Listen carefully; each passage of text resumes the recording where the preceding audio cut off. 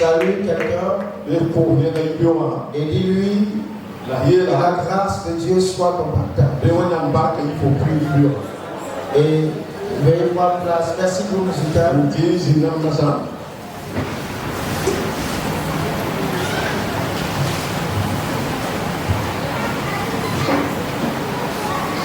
Je suis content d'être là ce matin avec vous. Est-ce que tu es content de me voir? Est-ce que tu peux acclamer le Seigneur?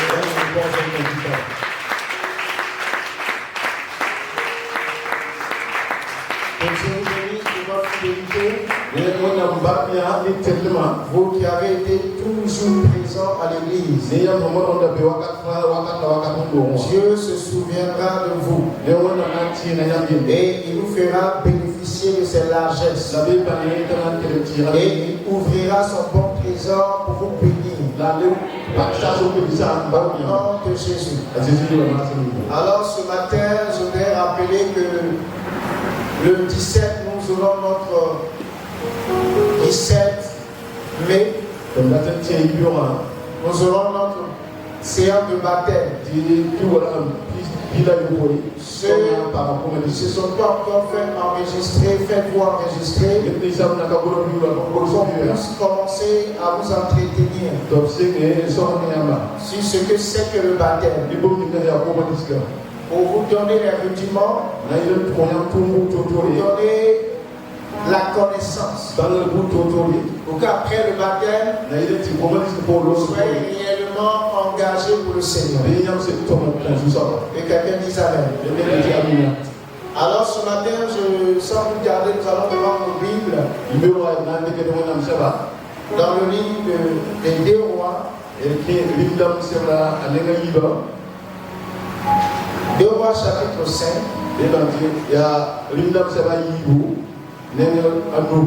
Nous allons lire à partir du verset 1er. 2 Rois chapitre 5, à partir du verset 1er. Si les enfants ne pleurent pas, les mamans, vous pouvez entrer, il y a de la place ici. Entrez. Les enfants ne pleurent pas, venez vous asseoir dans la présence de Dieu. On acclame le Seigneur.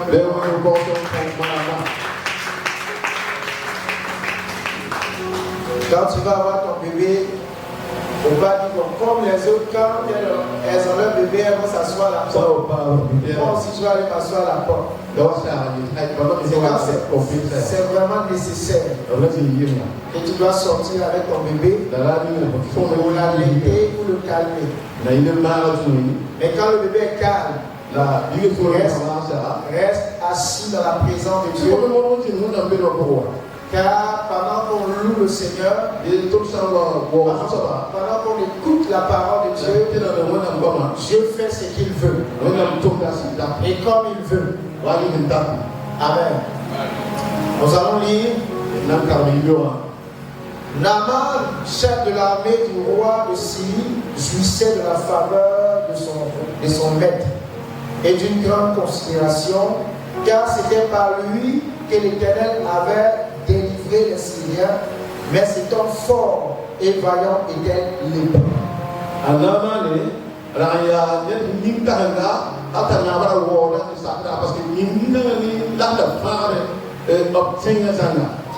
Or les Syriens étaient sortis partout et ils avaient amené captive une petite fille du pays d'Israël qui était au service de la femme de Naaman.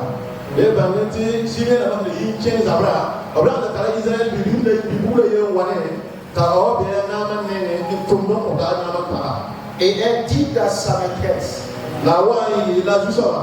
oh, si mon Seigneur était auprès du prophète qui est à Samarie, le prophète le guérirait de sa lèpre.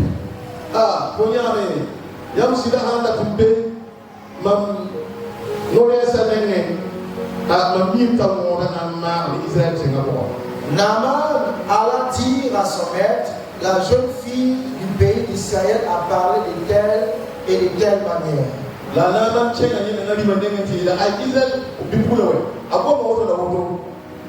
Amen. Amen. Prions le Seigneur. Nous voulons te dire merci pour ta parole qui est esprit et vie. Et ce matin, viens encore nous vivifier, nous ouvrir l'esprit, nous transformer, nous donner d'aller dans les profondeurs et dans les hauteurs avec toi. Que notre amour pour toi grandisse et que notre connaissance de la vie, Seigneur, s'accroisse. Car la Bible déclare que tu nous délivreras de l'ignorance et tu nous donneras de la connaissance pour avancer. Et cette connaissance n'est que dans la connaissance de notre Seigneur Jésus-Christ. Merci Seigneur, parce que tu es Dieu, parce que tu fais de grandes choses pour nous, au nom de Jésus. Amen. Amen. Alors, je m'arrête là pour le moment. Dieu voulant, nous allons continuer la lecture après. Mais dans ces 4 versets que nous venons de lire de ce chapitre, Dieu va nous aider à ressortir quelques enseignements qui nous seront bénéfiques. Est-ce que tu es avec moi? Est-ce que tu peux acclamer le Seigneur?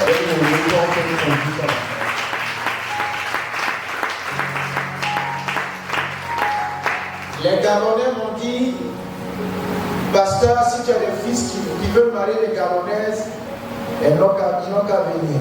Les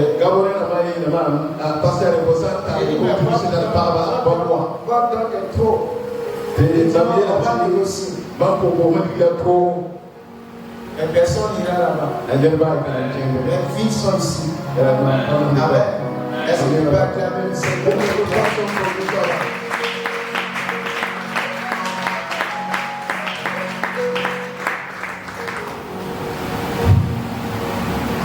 Alors, nous venons de lire quelques versets de ce chapitre. Comme je vous l'ai dit, la parole de Dieu est comme un puits. Et chaque fois que nous y plongeons les regards, Dieu nous nourrit toujours.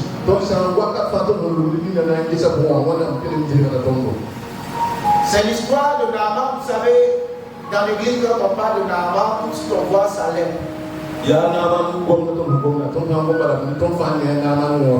Mais la vie de Naaman va au-delà de la lèpre.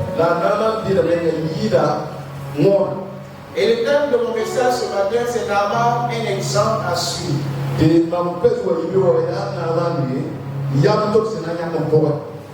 Un exemple à suivre. Quelqu'un dira, mais un lépreux, pourquoi je vais le suivre? Un malade, pourquoi je suivrai un malade? Mais tu comprendras que Naaman était un homme qui avait des valeurs. Et je prie que ces valeurs s'attachent à toi au nom de Jésus.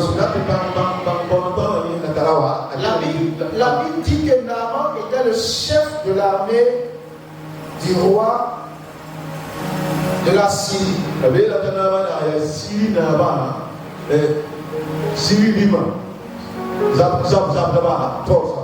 Il n'était pas juste un soldat, mais c'était un général, un chef, un homme qui conduisait l'armée. Et la Bible nous dit que quand ils ont été en guerre contre Israël, c'est par ce temps que la Syrie a eu la victoire. Alléluia. Il était vaillant. Il était considéré. Il était honoré. Mais la Bible dit que Naaman était lépreux.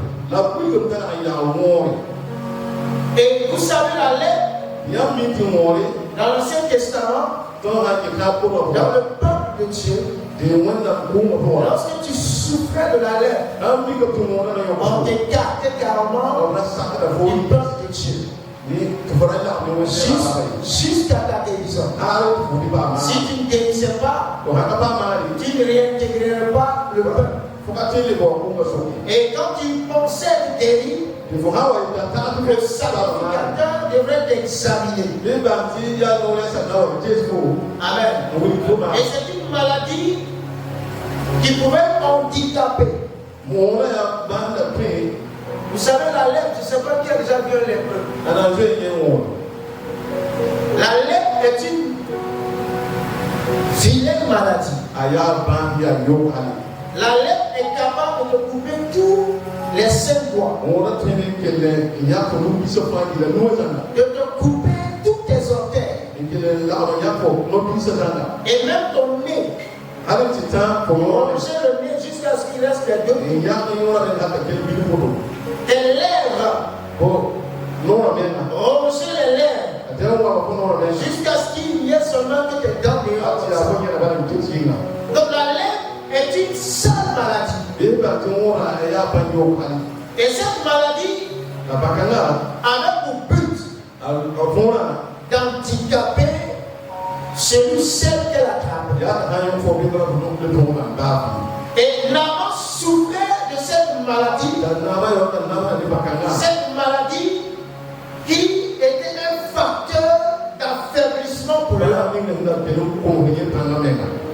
Et lorsqu'on regardait Naaman, on pouvait le compter parmi les handicapés. Un handicapé physique. Mais vous savez, l'handicap de Naaman ne l'a pas empêché de percer dans la vie. Malgré qu'il soit handicapé, nous ne savons pas exactement où est-ce que la maladie l'a attaqué. Mais la Bible nous dit qu'il était vaillant, qu'il était courageux, sans même l'onction de Dieu. Dans la vie, malgré son handicap, il était courageux, il était vaillant. Et parce qu'il était vaillant, il avait la faveur de son roi. Et son courage a fait de lui un général. Et parce qu'il était courageux, il a été placé à la tête des hommes. Il ne souffrait point d'handicap. Et il commandait les hommes valides. Il commandait les hommes. Il y avait tout ce qu'il fallait pour être des généraux. Donc malgré son handicap causé par la lèpre, Naaman était un général. Et ce matin, je vais commencer à dire l'handicap physique, corporel, ne doit pas t'empêcher de faire des exploits dans la vie.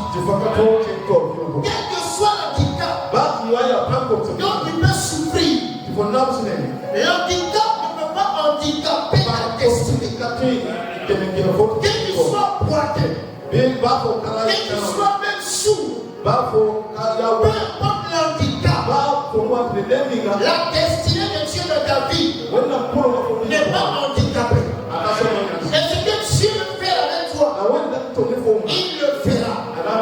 Je vais encourager tous ceux qui ont des défauts corporels, qui ont un problème de la chair, et qui ne passent le temps à pleurer, et qui disent c'est parce que je suis handicapé que je ne peux pas atteindre un tel niveau.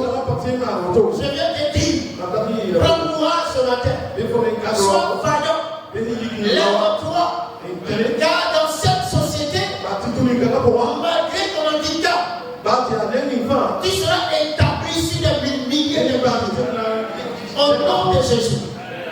Naaman était handicapé, mais son handicap ne l'a pas poussé vers la mendicité, ne l'a pas poussé à s'apitoyer sur son sort, mais il a au contraire travaillé pour imposer son respect.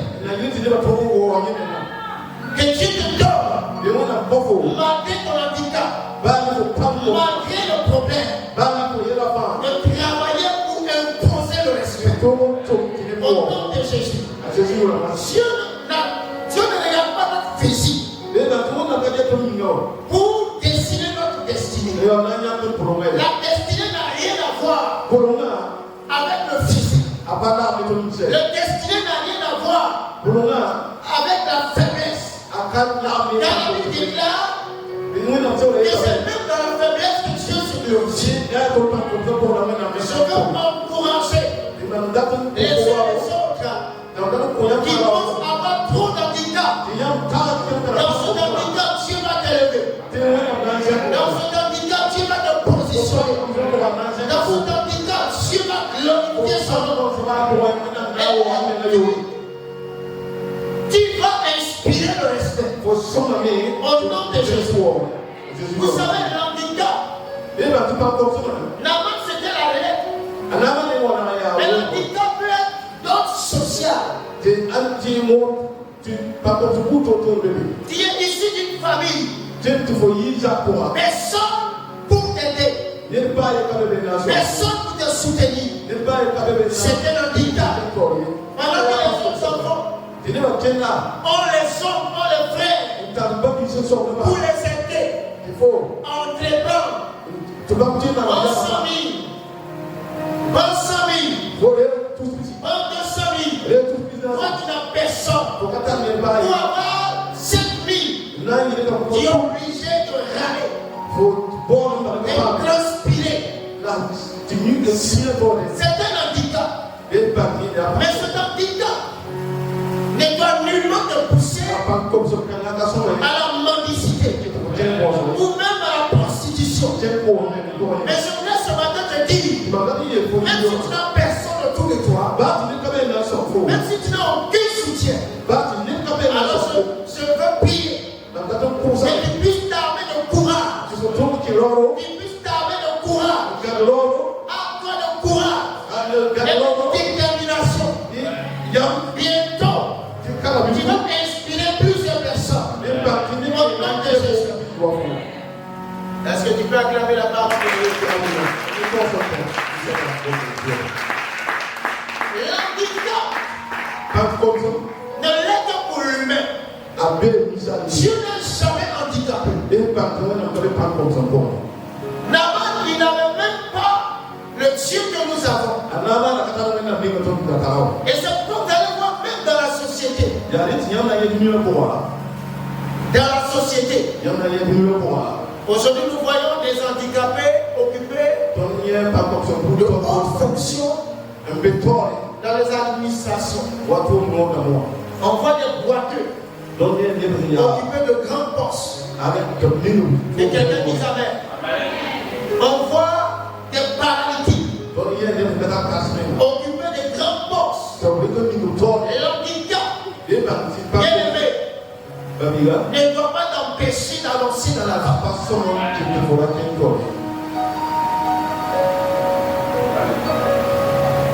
Alléluia. L'handicap ne doit pas t'empêcher. Mais arme-toi de courage.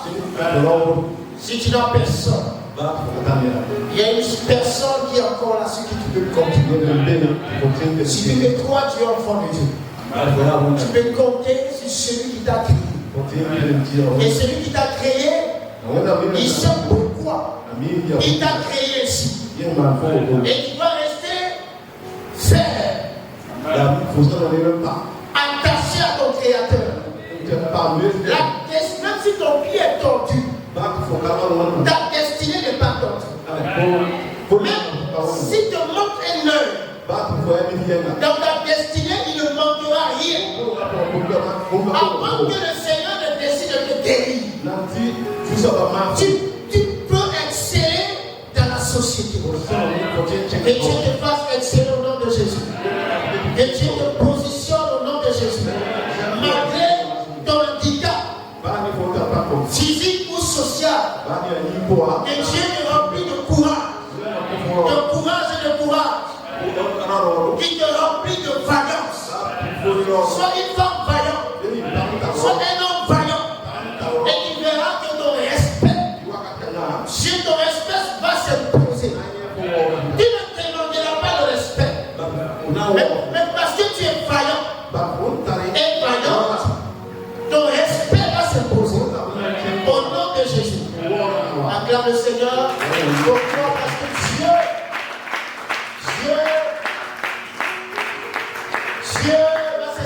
investis que toi. C'est pourquoi la Bible dit que Dieu se sert des choses vives pour confondre les sables. Il y a des hommes de Dieu que Dieu n'a pas guéri physiquement. Mais dans leur handicap, ils sont handicapés. Ils sont paralytiques. Mais dans leur handicap, le Saint-Esprit les utilise pour guérir les malades. Le Saint-Esprit les utilise pour changer les vies. Le Saint-Esprit les utilise pour impacter des nations. Dieu ne regarde pas d'abord à ton physique. Dieu regarde à ton homme intérieur. C'est pourquoi arrête et te morfond sur ton état physique et crois que ton homme intérieur est assez costaud et assez bien propre devant le Seigneur pour recevoir ce qu'il faut pour que tu fasses des exploits. Naaman était lépreux, mais il était général. Naaman était malade, mais les hommes le respectaient. Que Dieu l'envoie à ce niveau. Au nom de Jésus. En attendant que Dieu ne guérisse cette situation, ou même si Dieu ne te guérit pas, que cet handicap physique ne t'empêche pas d'accomplir ta destinée. En dehors de Naaman, je vais prendre d'autres exemples. La Bible nous dit qu'il y avait un homme nommé Jacob. Jacob était valide. Il marchait bien. Mais vous savez quoi que lorsqu'il était de retour de son beau-père, une nuit il va rencontrer un personnage qui va penser être énorme. Et la Bible dit qu'il va lutter avec cette personne toute la nuit. Jacob va lutter, jusqu'au petit matin. Quand l'atmosphère, la lumière a commencé à se lever, alors la personne lui dit: laisse-moi aller. Parce qu'il commence à faire jour. C'est pas ouvrir une parenthèse de dire il y a des anges qu'on ne peut rencontrer que la nuit. Il y a des bénédictions qu'on ne peut avoir dans cette lutte qu'on mène la nuit. Regardez ce que l'ange dit. L'ange dit que le jour commence à se lever. Laisse-moi aller. Ça vous dit que ce ange-là, il ne se balade que les nuits. De la même manière qu'il y a des démons qui se baladent la nuit, Dieu déploie également des anges dans la nuit. C'est pourquoi si tu cherches Dieu la nuit, tu auras des visions. Et tu rencontreras certainement ces anges que Dieu positionne. Et avant que tu ne fasses jour, il te bénira d'une bénédiction qui va impacter le reste de ta vie, qui va changer le cours de ta vie. Je vais t'encourager maintenant, bien-aimé, avec une personne qui mène des combats la nuit, avec une personne qui lutte les nuits, avec une personne qui se lève la nuit et qui combat. Car je vais te garantir que dans les combats nocturnes, tu te réveilleras un matin et ton nom va changer. Tu te réveilleras un matin et ta destinée va changer. Tu te réveilleras un matin et on t'appellera d'un autre nom. Tu te réveilleras un matin et ta personne, ta personnalité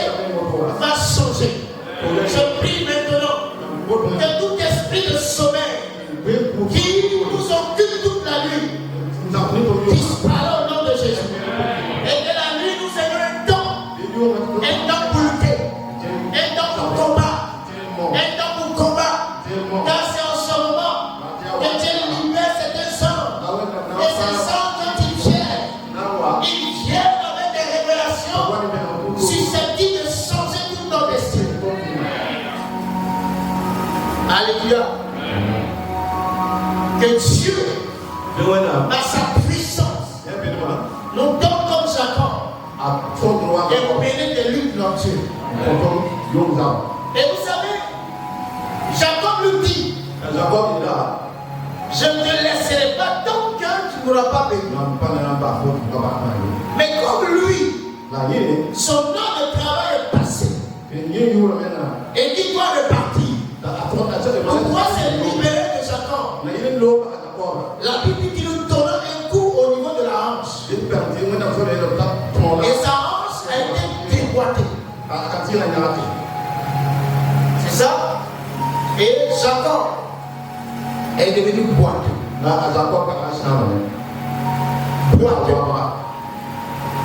Il est devenu un handicapé. Il ne marche plus correctement. Il boite maintenant comme ça. Je ne sais pas comment, mais il boite. Mais malgré son handicap, sa destinée n'a pas changé. Au contraire, c'est pendant même au moment où il devenait handicapé, qu'il passe de Jacob à Israël. Ça veut dire que dans ton handicap, Dieu demeure Dieu. Et ce qu'il t'a dit hier, il peut toujours l'accomplir. Il y a des gens qui Dieu a dit, je vais t'utiliser. Et malheureusement, il faut un accident. Et quelque chose se passe. Et ils sont découragés. Le Dieu qui t'a parlé hier, il est le même aujourd'hui. Il peut continuer. Il continuera à manifester son projet dans ta vie. Comme Jacob, bien aimé. Dieu a continué à être son Dieu. Quel que soit l'handicap, bien aimé, reste attaché au Seigneur.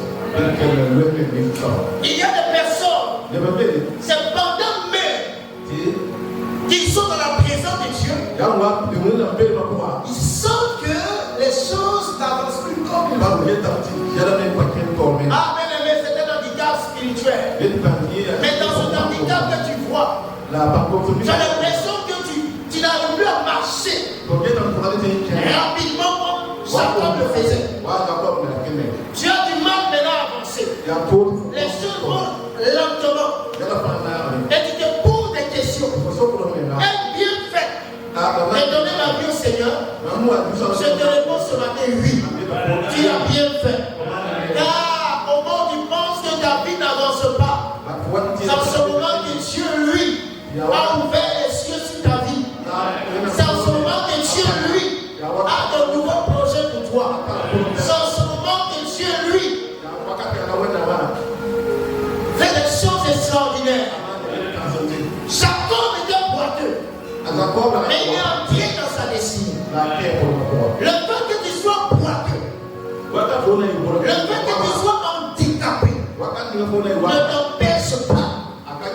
n'empêche pas la volonté de Dieu de s'accomplir dans ta vie. Qu'il en soit ainsi au nom de Jésus. Je vous donne un autre handicap de la Bible. La Bible dit que le Jacob, dont nous venons de parler, il arrive, il voit une jeune fille qu'il aima et qu'il a voulu épouser. Elle se nomme comment? Rachel. On va lire, je voudrais qu'on lise Genèse 29, le verset 17.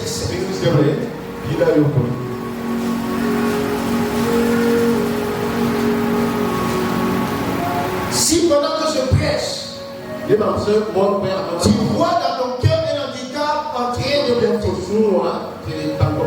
sache que cet handicap est une Bible en bas. La Bible dit, on lit le verset 16. Or Laban avait deux filles. L'aînée s'appelait Léa et la cadette Rachel.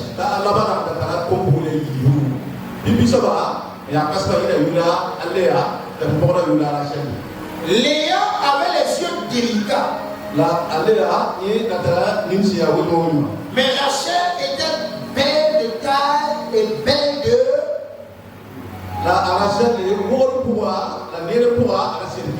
Belle de taille et belle de figure.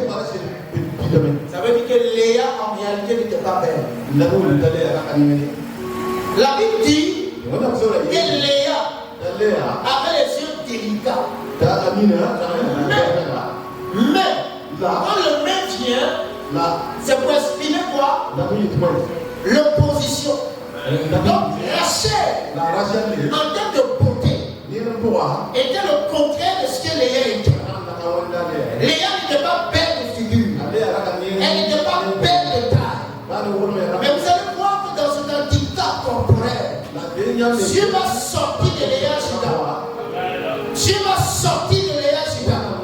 Et c'est pourquoi je dis, quel que soit l'handicap que toi tu vois, dans cet handicap-là, Dieu va sortir une bénédiction qui va impacter même ta descendance, qui va impacter tes progénitures, qui va impacter ta famille, qui va impacter ton village, qui va impacter même la nation. Au nom de Jésus. Léa n'était pas belle. C'est pourquoi Jacob n'avait pas les yeux sur elle. C'est ça? Jacob a choisi la cadette, la petite sœur, parce qu'elle était belle. C'était une miss. Elle avait la taille. Elle était belle en plus de figure. Mais si vous voyez les yeux de Léa, vous pouvez fuir. Parce que si elle te regarde, toi-même tu as déjà peur. Elle a les yeux d'une sorcière, les yeux d'un vampire. Mais dans ce détail, Dieu va se saisir de Léa. Et c'est en elle qui va sortir la tribu de Juda. Et c'est de cette tribu que notre Seigneur, le vainqueur de la mort, le ressuscité, le lion de la tribu de Juda, celui qui reviendra juger les vivants et les morts, c'est lui qui sortira, il sortira de Léa. Au nom de Jésus, je prie bien aimé, ce que les hommes voient en toi, comme filet, comme pas joli, que Dieu se saisit quand même de cela, et que de toi il sorte quelque chose qui impacte ton entourage, qui impacte ton environnement, au nom de Jésus. Oh bien-aimé, les hommes croient sans toi comme un handicap, mais Dieu, les hommes ne t'ont pas choisi, mais Dieu par sa puissance te va te positionner. Léa n'a pas été choisi comme femme, mais c'est Dieu lui-même qui a agi dans le cœur de Laban. Et Laban positionné Léa. Que la main de Dieu te positionne. Que la main de Dieu te positionne. Là où les hommes ne voulaient pas te positionner, que Dieu lui-même vient te positionner. Au nom de Jésus. Là où les hommes ne te voyaient pas, que Dieu lui te voit là. Le foyer dans lequel les hommes ne te voyaient pas. Le foyer dans lequel les hommes ne te voyaient pas. Et par la même puissance de Dieu, par la même puissance de Dieu, par la même gloire de Dieu, que Dieu te positionne, que Dieu te positionne. Il fait nuit, il fait jour. Les hommes se réveillent et ils te voient dans ce foyer. Au nom de Jésus, ils te voient et sont étonnés. Ils sont étonnés de te voir dans cette position. Au nom de Jésus. Est-ce que tu peux acclamer le Seigneur? Léa, c'était pas belle, mais Dieu l'a positionné. Et Dieu te positionne. Au nom de Jésus. Que ton handicap ne soit point un blocage. Alléluia. Et Le dernier exemple que je veux prendre, c'est l'exemple du fils de Jonathan. Il a Jonathan, du nom de Méphibosheth. La Bible était perclue des pieds. Il était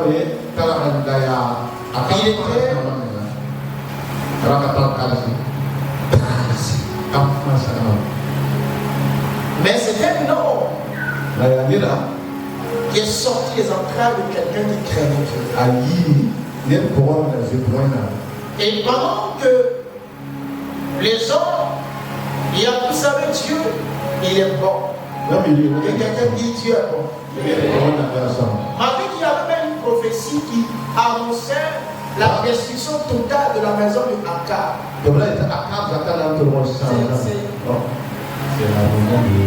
Saül. Dieu a gardé un reste. Et ce reste-là est sorti des entrailles de Jonathan. Jonathan qui a aimé Dieu et qui a aimé le choisi de Dieu.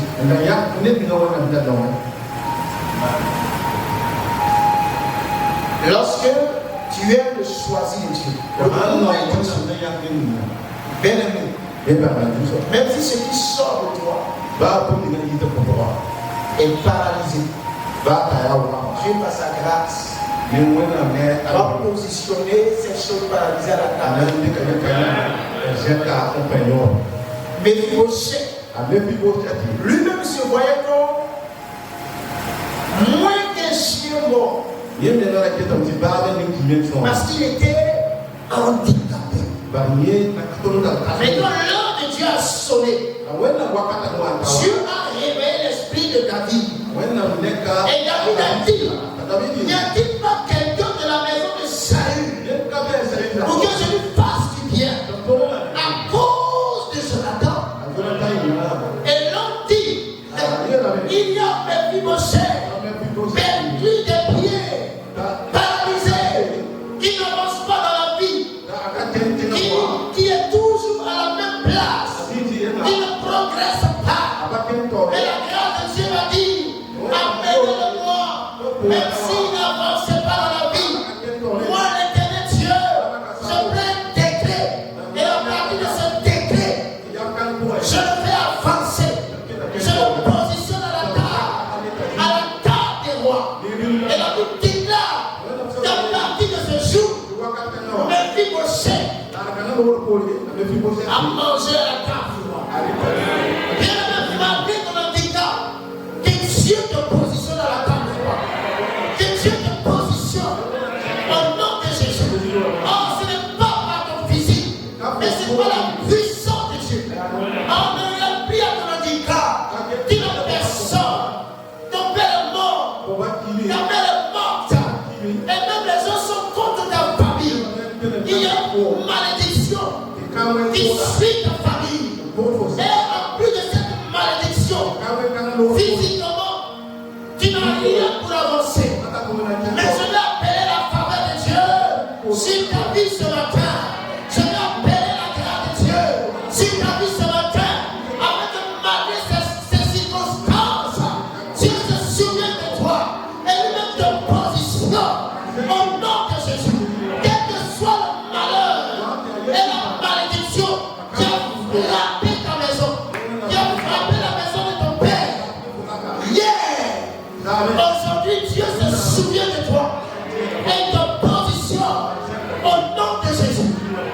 Est-ce que tu peux acclamer la parole?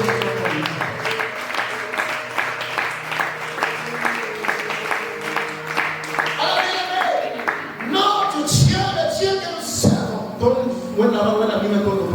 est un Dieu qui se sert des choses sans force, des choses sans puissance, pour se glorifier. Et Dieu se sert de toi. Que Dieu t'utilise pour se glorifier. Que Dieu t'utilise pour montrer à la face du monde que malgré ton handicap, il peut encore aller clairement avec toi. Au nom de Jésus. vas te diviser. J'ai tellement de fois dans ce chapitre. Au premier plan. Et ça va être certainement une série d'enseignements. Et j'ai pris le Seigneur que tu comprennes cela. C'est pas parce que ta famille est pauvre que tu es condamné à être pauvre. Non, c'est un handicap. Bien aimé, l'handicap financier n'handicape pas Dieu. Quelqu'un n'a pas dit amen. Même si tu es dans un pays étranger, dans le pays étranger, dans ce pays, Dieu peut te positionner. Si vous ne croyez pas, demandez à Joseph. Mais étant dans un pays étranger, Dieu l'a positionné.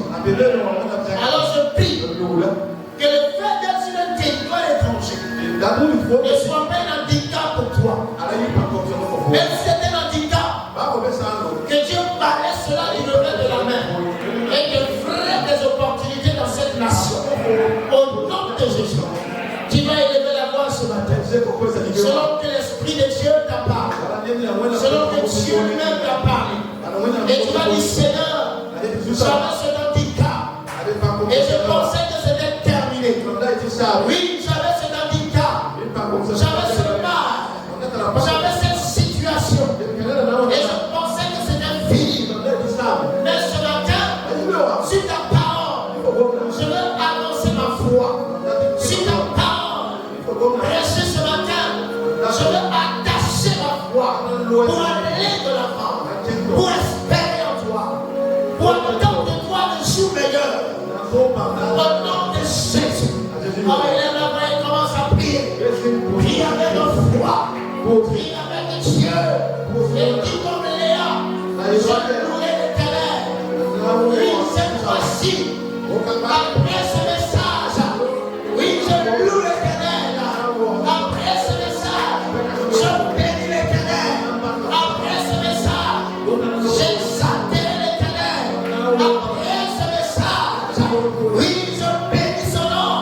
Parce qu'il m'a vu ce matin. Et il est venu parler à mon cœur. Il est venu parler à mon âme. Il est venu parler à ma vie. Il est venu parler à ma destinée. Il est venu parler à ma personne. Il est venu parler à mon être. Il est venu parler à ma personne. Et je crois ce matin que Dieu dit de placer ma foi. Oui, aucun handicap ne peut l'arrêter. Aucun handicap ne peut le freiner.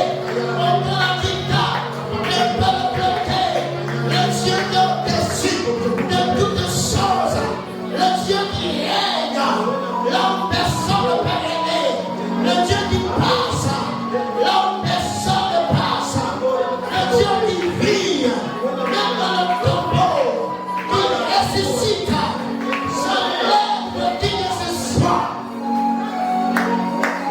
Oh Dieu, je prie ce matin, quel que soit l'handicap, quel que soit le problème, quel que soit le problème, il me le prie devant.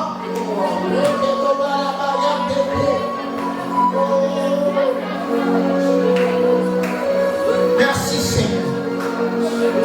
Merci Éternel. Merci Éternel. Merci Éternel. Éternel, Éternel. Oh mon Père, que tous les handicaps ne soient pas un frein à l'avancement de ton œuvre. Oh non, Seigneur, saisis-toi de moi et donne-moi de connaître des percées inattendues, des percées inimaginables, des percées impensables. Au nom de Jésus. Ah, merci pour ta grâce et pour ta bonté. Au nom de Jésus.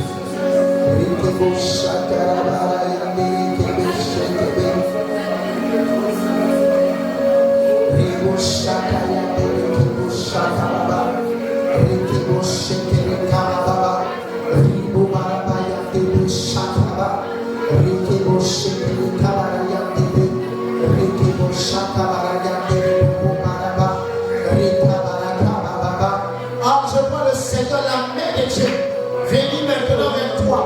Toi qui n'avais pas de soutien, toi qui n'avais pas de voix d'issue, toi qui étais totalement handicapé, toi qui étais paralysé, toi qui étais financièrement paralysé, toi qui étais financièrement lépreux. Oui, la lèpre a rongé tes finances, la lèpre a rongé tes finances, et tu n'as rien, tout expulse, tes sous de finances ont été rongés. Les Oriens ce matin, par la puissance de Dieu, ont donné maintenant le courage et la valence de prendre possession de ton corps. Au nom de Jésus, tu te lèves et maintenant Dieu te positionne et ton respect se pose maintenant. Au nom de Jésus.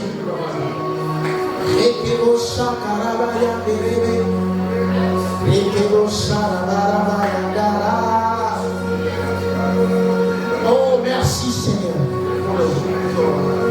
Merci Seigneur. Ta vie ne restera pas telle qu'elle est. Ta vie, ta destinée ne sera pas handicapée. Ta destinée n'est pas handicapée. Ta destinée ne dépend pas de ton physique et de ce qui t'entoure, mais dépend de ce que Dieu va faire, de ce que Dieu a décidé. Au nom de Jésus. Merci.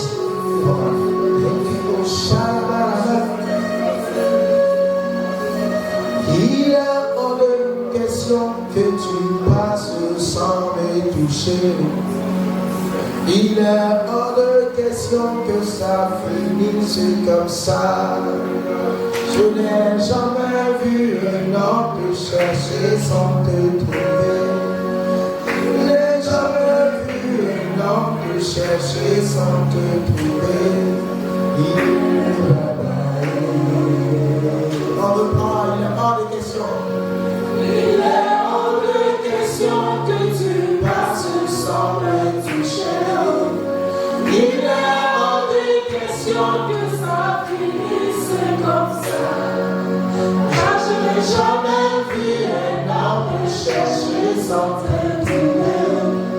Car je n'ai jamais vu un homme chercher sans te trouver. Il est là-bas. Encore déclaré hors de question.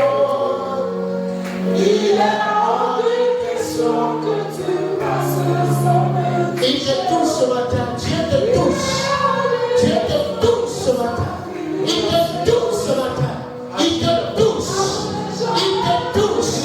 Il te touche. Il te touche ce matin. Laisse-moi le toucher de Dieu. Laisse-moi le toucher. Le toucher de Dieu. Ta vie ne restera pas terre. Tu ne resteras pas terre. Tu ne resteras pas terre. Tu ne resteras pas terre. Laisse-moi le faveur de Dieu. Laisse-moi la grâce de Dieu. Laisse-moi le toucher de Dieu ce matin. Au nom de Jésus.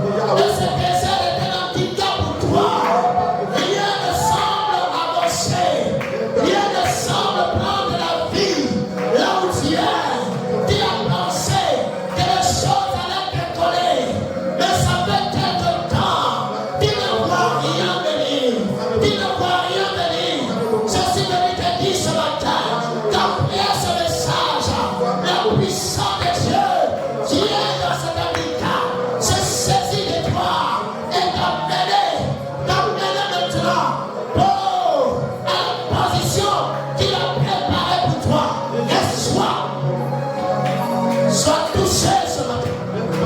Douce, douce, douce, douce, douce, douce, douce. Des entrailles sont touchées. Des entrailles sont touchées. Des entrailles sont touchées. Touchées. Touche, touche, touche, touche, touche, touche, touche, touche, touche, touche, touche. Au nom de Jésus. Recevez, recevez, recevez, recevez, recevez. Soyez guéris ce matin. Soyez libérés ce matin. Soyez délivrés ce matin. Soyez restaurés ce matin. Au nom de Jésus. Seigneur de prière, Ah, merci Saint-Esprit de Dieu.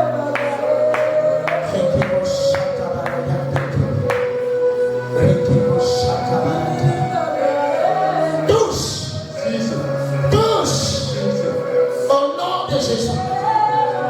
Merci Seigneur ce matin pour ta grâce et pour ta fidélité.